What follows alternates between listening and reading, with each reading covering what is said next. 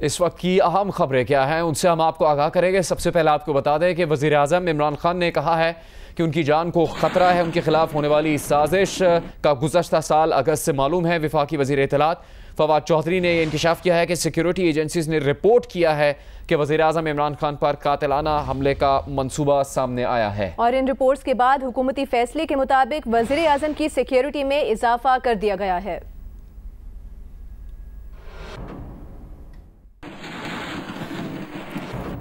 अभी आपको ये बताएंगे, वज़ीर आज़म इमरान खान का कहना है कि क्या कोई हुकूमत हटाने के लिए किसी मुल्क को इस तरह धमकी देता है, कसूर उनका नहीं हमारा है।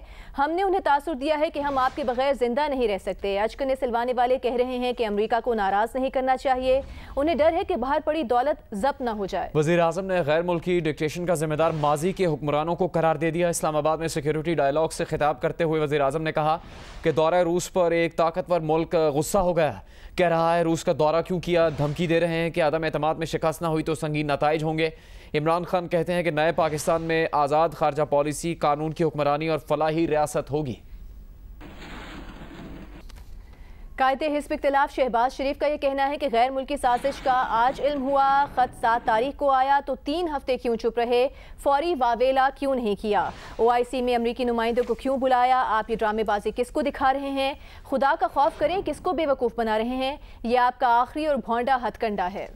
वफाकी वज़ीर इत्तलात फवाद चौधरी इस वक्त मीडिया से गुफ्तगू कर रहे हैं। जो एजेंसीज़ ने, वफाकी एजेंसीज़ ने रिपोर्ट किया, जिसके बाद वज़ीर आज़म की सिक्योरिटी जो है उसको बढ़ा दिया गया है और इंशाअल्लाह अल्लाह खैर करेगा। वज़ीर आज़म एक यकीन वाले आदमी हैं और ज़िंदगी मौत अल्लाह के हाथ में है, लेकिन बाद रियासत का फ़र्ज़ है कि वो अपने जो सरबराहान हैं उनकी हिफाजत के लिए इक़दाम करें और वो ज़रूरी इक़दाम जो हैं वो उठाए गए हैं।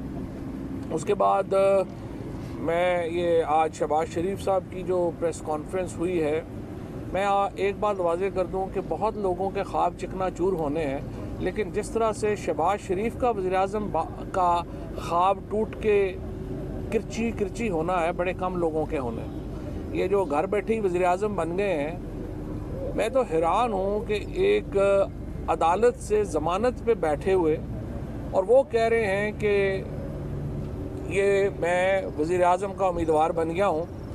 मुझे अभी जो है वो बताया गया है कि ये लॉ मिनिस्ट्री का चार्ज मुझे मिल रहा है, तो मैं फौरी तौर के ऊपर कल ही शहबाज शरीफ की वो ज़मानत की कैंसिलेशन दायर करने का कह रहा हूँ कि शहबाज शरीफ साहब की जो ज़मानत है उसको कैंसिल किया जाए और FIA जो है इनके ख़िलाफ़ दोनों, आप देखें कि बाप जो है, वालिद साहब इधर वज़ीर आज़म के उम्मीदवार बन गए, बेटा वहाँ पर चीफ मिनिस्ट्री का उम्मीदवार, दोनों जो हैं वो ज़मानत के ऊपर बाहर हैं। कोई शर्म होती है, कोई हया होती है, ये मुल्क है या एक तमाशा ही बना दिया आपने। तो बहरहाल इंशाल्लाह वो हम सुबह ही अदालत को कह रहे हैं कि इसका वो फौरी तौर के ऊपर ज़मानत की कैंसिलेशन प्रोसीडिंग जो है वो शुरू करें, दोनों पे, शहबाज शरीफ पे भी और हमज़ा पे भी। और जिस तरीके की आज उन्होंने जिस तरह से गुफ्तगू की मईशत के ऊपर, तो खैर हमारा भी बात जो है वो कर लेंगे, लेकिन सियासी एतबार से अभी 48 घंटे हैं। 48 घंटों में बहुत सारे मिनट हैं, उन बहुत सारे मिनट्स जो हैं उनमें बहुत सारा पेचो खम है, उसमें बहुत सारी चीज़ें हैं। और मैंने पहले भी कहा था, वज़ीर आज़म इंशाअल्लाह इमरान खान, और ये जो शेरवानियाँ सिला के बैठे हुए हैं, इनकी शेरवानियाँ टंगी रह जाएंगी जहाँ जहाँ पे टंगी हुई हैं। इनको सिर्फ ये है कि अपने पजामे नहीं मिलने, शेरवानियाँ वहीं रह जाएंगी।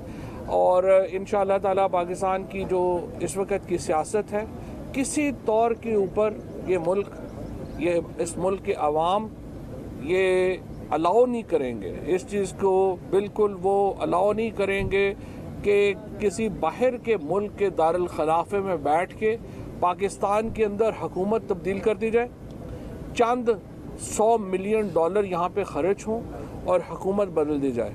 कल रात को जो रिपोर्ट हुआ, जिस तरह से आपने देखा कि जो मुनहरिफ अराकीन हैं किस तरह से उनकी मुलाकातें हुई, उसका भी नोट लिया गया है। और उन मुनहरिफ अराकीन के ख़िलाफ़ भी अब जो कार्रवाई है वो आगे बढ़ेगी।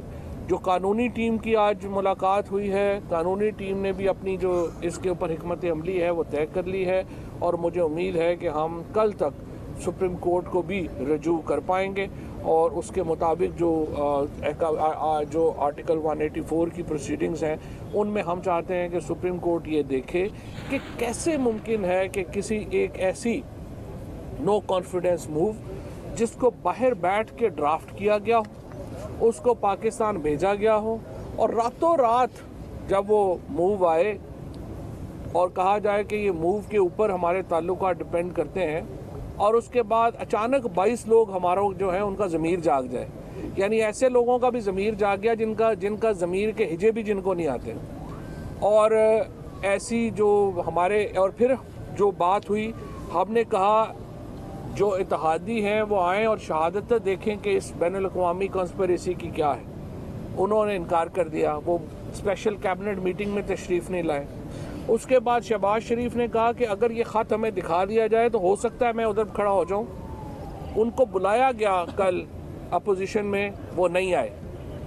और उसके बाद आपने देखा ये क्यों नहीं आए, इसका एक ही कंक्लूजन है, एक ही तज्जिया है कि ये लोग इसलिए नहीं आए कि इनको तो पता है कि ये साजिश हो रही है, और इस अपोजिशन के सरकर्दा लोग इस बैनुल-अक़वामी साजिश का हिस्सा है जो यहाँ पे नहीं आए। उसके बाद आपने रात को देखा ख्वाजा आसिफ, 3 जो गुलाम हैं, गुलामाने शरीफिया ख़ानदान 3 खड़े हुए, खाकान अब्बासी, एहसन इकबाल और ख्वाजा आसिफ। यानी ख्वाजा आसिफ देखें इतना माशाल्लाह ज़मीर वाले आदमी हैं कि पाकिस्तान का फॉरेन मिनिस्टर और डिफेंस मिनिस्टर है और दुबई में कंपनी से तनख्वाहें ले रहा है। इस तरह के माशाल्लाह बाज़मीर लोग पाकिस्तान के ऊपर मुसल्लत रहे हैं। और उसके बाद कह रहे हैं कि अमेरिका ने तो हमें ड्रिपें लगाई हुई हैं, अगर वो ड्रिप निकाल लेगा तो क्या होगा। ख्वाजा साहब, इससे बेहतर है आप वो ड्रिप निकल जाए। जिस कदर बेगैरती की ज़िंदगी आपने पाकिस्तान के अवाम को और पाकिस्तान को दी है, इस तरह की ज़िंदगी गुजारना मुमकिन ही नहीं है पाकिस्तान के लिए। पाकिस्तान के अवाम एक गैरतमंद कौम के लोग हैं। ये पाकिस्तान की बदकिस्मती है कि बाहर से आप जैसे लोग पाकिस्तान के ऊपर मुसल्लत रहे, और जिस तरह के वज़ीर ख़ारजा, वज़राए ख़ारजा पाकिस्तान के ऊपर मुसल्लत रहे। आप देखिए जरदारी साहब के दौर में ये जो हिना रबानी हर रात को मैं देख रहा था कि हर टीवी पे वो माशाल्लाह बैठी हुई थी। आपको तो पता ही नहीं था ड्रोन हमले क्या हो रहे हैं या कहाँ पे हो रहे हैं, आपसे तो पूछता था कोई? आपके तो सिर्फ बर्किन बैग मशहूर थे आपकी खारजा पॉलिसी के माशाल्लाह, सिवाय इसके कि आप बर्किन बैग जो कि 15, 20, 25 लाख का बैग है वो लेके कभी इधर घूम जाती थी, कभी उधर घूम जाती थी। ये सारा असल में एक बेशरम लोगों का ग्रोह है जो बैनुल-अक़वामी मदद से पाकिस्तान के ऊपर कब्जा करना चाहता है। पाकिस्तान के लोग इस साजिश को पहचान गए हैं, वो उठ खड़े हुए हैं। आज पूरे पाकिस्तान में बेज़मीर लोगों के ख़िलाफ़ मुजाहरे हुए हैं। मैं उन तमाम लोगों को, PTI के कारकुनान को सलाम पेश करता हूँ जिन्होंने आज इन मुजाहरों में हिस्सा लिया। आप हमारे हीरो हैं। जो लोग इस वक्त इन बेज़मीर लोगों के ख़िलाफ़ खड़े हैं, मैं उनको अपना हीरो समझता हूँ और मैं उनको सलाम पेश करता हूँ। इंशाअल्लाह पाकिस्तान की क़यादत इमरान खान जैसे गैरतमंद लीडर के पास रहेगी। हम कभी पाकिस्तान को झुकने नहीं देंगे, पाकिस्तानी कौम को बिकने नहीं देंगे, और इंशाअल्लाह इसी तरह ये मुल्क आगे चल सकता है। ये गिर के ड्रिपों के सहारे मुल्क आगे नहीं चल सकता। हमारा सर जी। बिस्मिल्लाहिर्रहमानिर्रहीम। इस वक्त मुल्क में एक बैनुल-अक़वामी साजिश के ज़रिए एक कठपुतली हुकूमत बनाने की एक कोशिश की जा रही है। कठपुतली जो है वो हुकूमत यानी कि फॉरेन पपेट्स की हुकूमत बनाने की कोशिश की जा रही है। जो लोग ना तो अवामी सपोर्ट रखते हैं, ना ही इमरान खान जैसा अकीदा, ना ही इमरान खान जैसा जज्बा रखते हैं वो एक आज़ाद खारजा पॉलिसी और एक बावकार पाकिस्तान जो है उसकी क़यादत कर सकें। और यही वजह है कि उनको नॉमिनेट किया गया है। ये जो फॉरेन नॉमिनेटेड लोग हैं, यानी बैनुल-अक़वामी तौर पे जिनको तायन जिनका किया गया है कि इनके हवाले हुकूमत करने की कोशिश की जानी है, तो मैं अपनी कौम को ये यकीन दिलाना चाहता हूँ कि इमरान खान और उनके ये अदना सिपाही इंशाअल्लाह ताला किसी बैनुल-अक़वामी साजिश के नतीजे में किसी कठपुतली हुकूमत को, बैनुल-अक़वामी फॉरेन पपेट्स को यहाँ पे हुकूमत कायम नहीं करने देंगे। नंबर 2, आज कायदे हिज़्ब इख्तिलाफ ने एक प्रेस कॉन्फ्रेंस की जिसमें उन्होंने बड़ा फ़ज़ाइल बयान किए अपनी दौरे हुकूमत के और अपने तजर्बे के। तो मैं ज़रा लोगों को ये याद दिलाना चाहता हूँ कि आज अगर दूसरे साल भी पाकिस्तान में 5.5% का ग्रोथ रेट चल रहा है मईशत का, तो ये ऐसा हमेशा नहीं था। जो हमें मुस्लिम लीग नून से हुकूमत मिली थी वो एक बैंकरप्ट हुकूमत, दिवालिया शुदा हुकूमत थी, जो इंटरनेशनल रेटिंग एजेंसीज जिनको डाउनग्रेड कर चुकी थी, और बड़े सख्त फैसले करने के बाद आज अल्हम्दुलिल्लाह उन सब ने पाकिस्तान को अपग्रेड किया है। और हमारे जो ज़र मुबादला के ज़खायर हैं इनके दौर से वो ज़्यादा हैं। रिकॉर्ड कर्ज़ों की वापसी हुई है। जो गर्दिशी कर्ज़े इनके दौर में 450-500 अरब से बढ़ रहे थे, इस साल वो सिर्फ 130 अरब की रफ्तार से पिछले साल बढ़े, और इस साल इंशाल्लाह ताला 300 अरब की उनमें कमी आएगी। फैटफ की तलवार जो इन्होंने हमारे सर पे लटकाई मुस्लिम लीग नून ने, उसको हमारी हुकूमत ने चैलेंज कबूल किया, और आके आज 34 में से 32 उसके निकात जो हैं वो मुकम्मल हैं, और इंशाल्लाह ताला जून में हम ये हमारा फॉर्मल प्रोसीजर शुरू हो जाएगा। मुझे पूरा यकीन है ग्रे लिस्ट से निकलने का इंशाल्लाह ताला। दूसरा, इन्हीं के दौरों में जो ये IPPs के सौदे हुए वो हमने रीनिगोशिएट किए।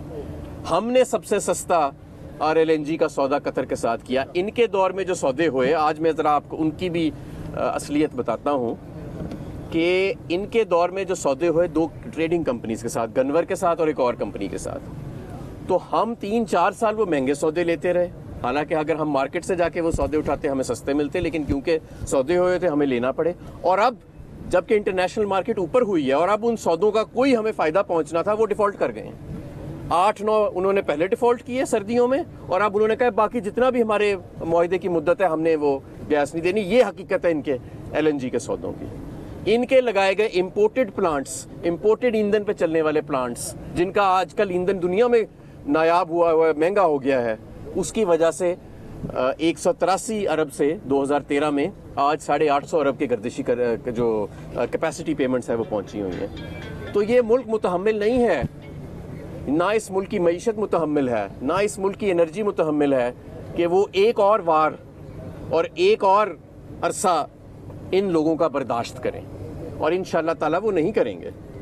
जिस तरह हमने इस मईशत को संभाला दिया, इसको हाई ग्रोथ रेट पे लेके गए, इंटरनेशनल क्रेडिट रेटिंग एजेंसीज ने जिस तरह हमें अपग्रेड किया, जिस तरह वर्ल्ड बैंक ने और बाकी तमाम इदारों ने हमारी तारीफ़ की, जिस तरह कोविड के अंदर हमारी परफॉर्मेंस रही, जिस तरह रिकोडिक का मसला हमने हल किया, जिस तरह IPPs को हमने रीनिगोशिएट किया, जिस तरह सबसे सस्ता RLNG का सौदा पाकिस्तान का हमने किया, जिस तरह कारके के फ़ाइन को हमने वेव कराया, रिकोडिक के अरबों डॉलर, 10 अरब डॉलर के फ़ाइन को हमने वेव कराया, फैटफ के मसाइल से हमने डील किया, और जिस तरह इन तमाम मुश्किलात के बावजूद, कोरोना जैसी वबा के बावजूद, हम अल्हम्दुलिल्लाह एक अच्छे तरीके से साबित कदम रहे और चलते रहे। और अब जो लेबर फोर्स सर्वे आया है, जिसमें जिस तरह फौज चौधरी साहब बता रहे थे कि 14 लाख 15 लाख नौकरियां ये साल की पैदा करते थे, हमारे दौर में 18 लाख साल की पैदा हुई, और उसमें लिखा हुआ है कि 55 लाख नौकरियां जो है वो पैदा हुई, और ये दर्ज है, ये डेटा मौजूद है। तो ये तमाम इनकी जो साजिशें हैं, जो एक मईशत पे भी हमला था और पाकिस्तान की सालमियत पे भी हमला था, इंशाअल्लाह ताला इसको नाकाम बनाया जाएगा।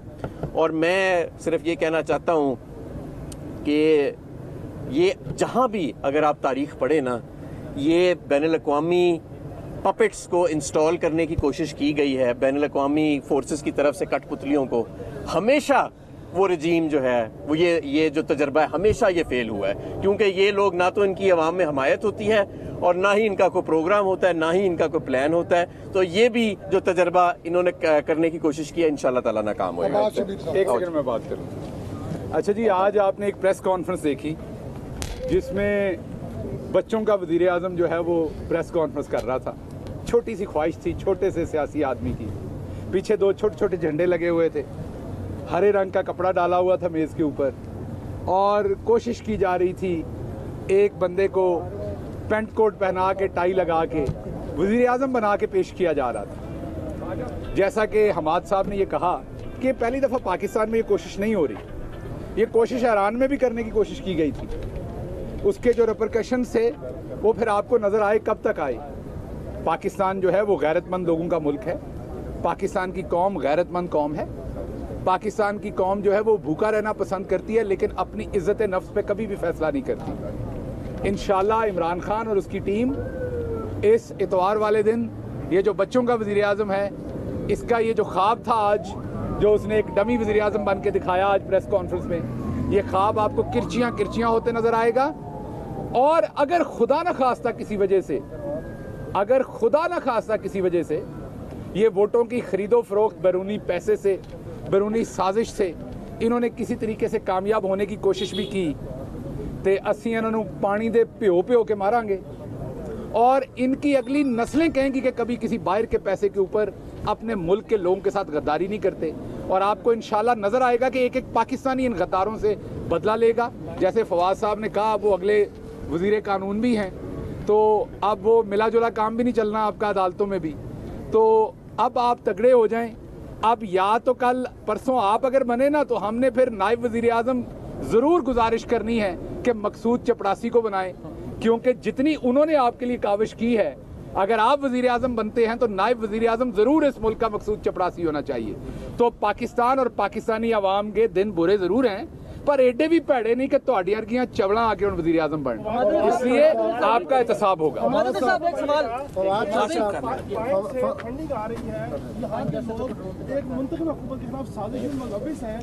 क्या हुकूमत इनके खिलाफ कोई कानूनी चाराजोई करने का तकाज़ा रखती है? आर्टिकल 6 बिल्कुल हमने इसके ऊपर डिटेल जो हमारी हिकमत अमली है वो तैयार हो गई है और इंशाल्लाह ताला कल मुझे उम्मीद है कि हम इसको मुतल्लिका फोरम्स के ऊपर ले जाएंगे। ये बताइएगा कि सुनने में आ रहा है आप पेट्रोल और डीजल की कीमत में 10 रुपये और बिजली में 5 रुपये मजीद कम करने जा रहे हैं, कैसी प्लान? नहीं, जो इस वक्त कीमतें हैं वो इंशाल्लाह ताला जो जिस तरह वज़ीर आज़म ने कहा था कि अगले 3-4 महीने बरकरार रहेंगी, वो बरकरार रहेंगी। स्पीकर का रोल कहते हैं बहुत इंपॉर्टेंट हो गया इतवार वाले दिन, कोई चमत्कार स्पीकरशिप दिखाएगी?